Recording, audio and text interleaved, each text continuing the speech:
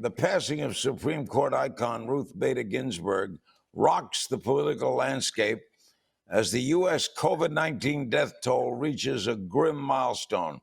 We begin with Don Winslow, the best-selling and award-winning crime and mystery author.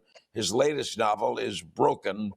Recently, he's done a series of anti-Trump videos, which have racked up millions of views online. He joins me from Rhode Island to talk about that. Don, what led to doing these videos? You know, I started with the police issue about police violence and made a couple of videos. They had some effect. They reached a few million people. You know, I'm basically a storyteller. I never aimed to be a political person, but these are extraordinary times. Uh, if I write a book, you know, it might reach a couple of million people, but over the course of several years, one of these videos reaches 3 million people within an hour or two. So it's an amazing opportunity. My motive is very simple. I want to affect the vote. I want to help defeat Donald Trump. With the death of Ruth Bader Ginsburg, how do you look at the GOP's response by trying to replace her quickly? Well, the hypocrisy is mind-boggling, but not surprising. You know, Mitch McConnell's going to do what Mitch McConnell is going to do. Lindsey Graham's going to do what Lindsey Graham's going to do, despite what they said in the past. They have no shame at all, and the invertebrates of the Republican Senate will go along with it, I think. Do you think they might get enough votes to, those Republicans need like 3 or 4 votes, right? Mm-hmm. To stop it.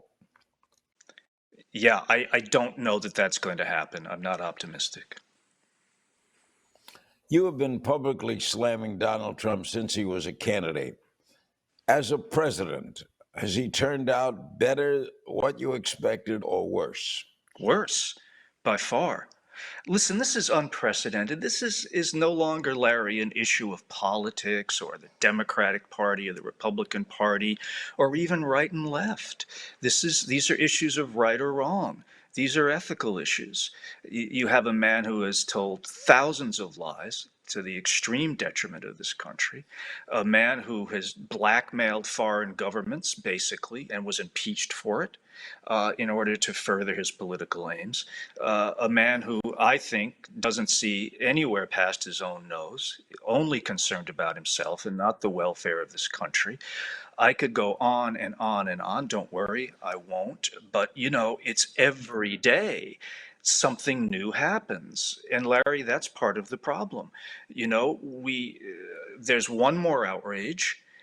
We're all outraged by it. And then the next day there's a new one, and we forget yesterday's outrage. Do you think one of the bases of people thinking he might be defeated is that we're tired of him? Yeah, I think a significant part, and I think a majority of Americans are very, very tired of him. And listen, I'm hopeful. I think it's going to be an extremely close election. The last one was, and I think that this will be closer. I'm guardedly optimistic at this point. But yeah, look, you know, I think of a line from Shakespeare's Macbeth. You know, each new morn, new babies howl, new widows mourn, because every day something else happens. We had a post office scandal that came and went. What didn't come back were the 700 machines they took out, which is what they were trying to do. That's just one example. So again, every day there's some sort of fresh outrage, some sort of offense against this country, and we simply move on from it. Don, do you fear an upheaval on November 3rd? Yeah, I do.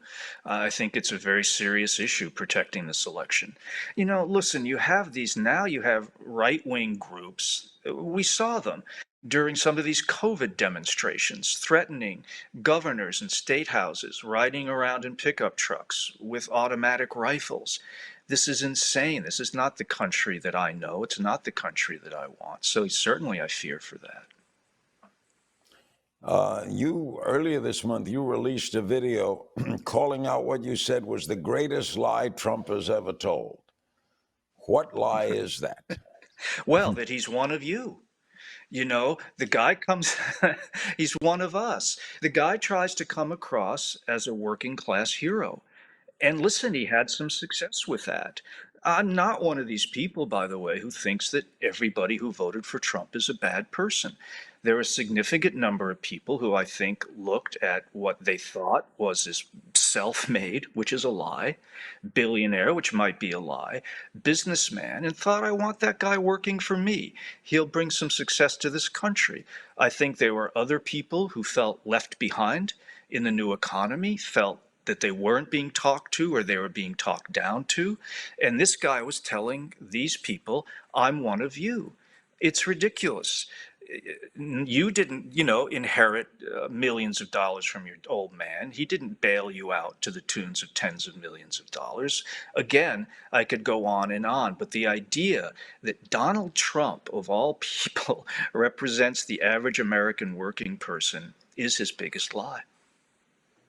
Is Joe Biden a worthy opponent? Absolutely, he is. Listen, Joe Biden is fundamentally a decent human being, and what we lack in the White House right now is decency. We've learned, I think, Larry, a very hard lesson over these past few years, and that's that character matters. Character matters. And particularly when you have a major crisis like this pandemic come in, character matters. Joe Biden is experienced. I don't agree with everything Biden's ever done or said, but with a lot of it, with most of it, he's a decent human being who does come from working class roots and does represent the average person in this country.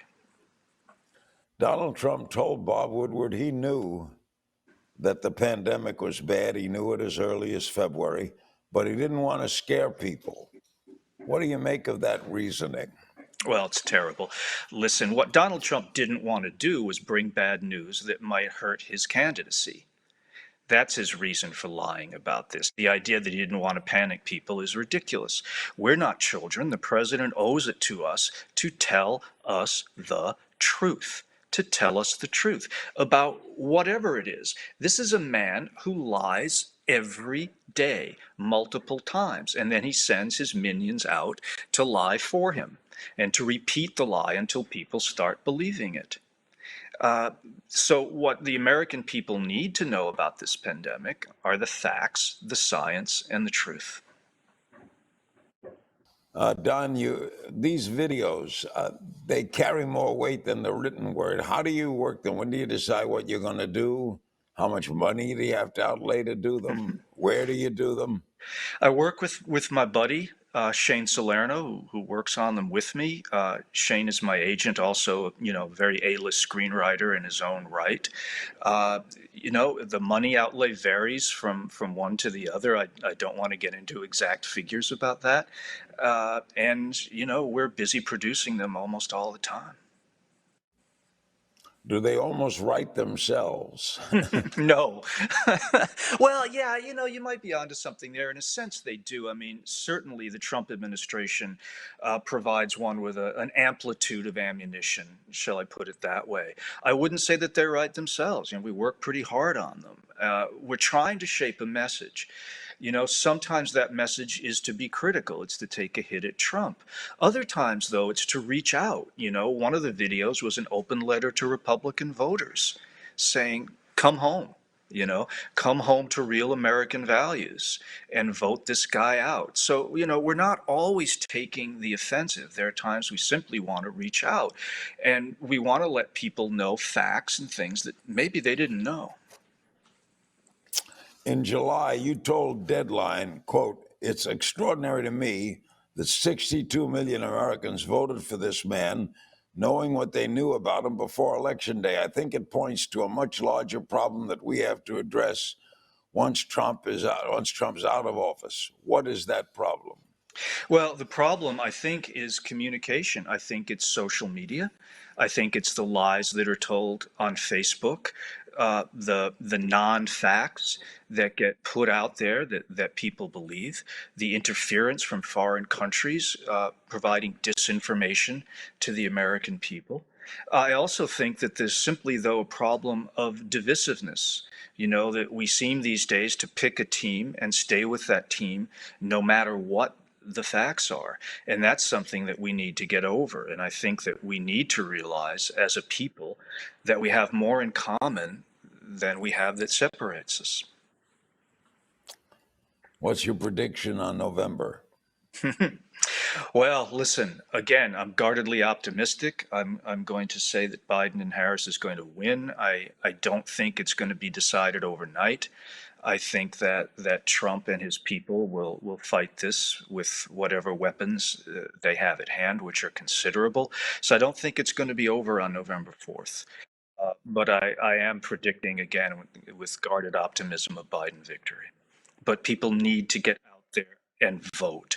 People need to get out and vote. The New York Times carried an interesting story this week that CNN elected Trump by covering him from day one, that they were out for ratings and he had hosted The Apprentice and they knew he could bring them ratings, and hence 1 and 1 equals 2. Do you buy that?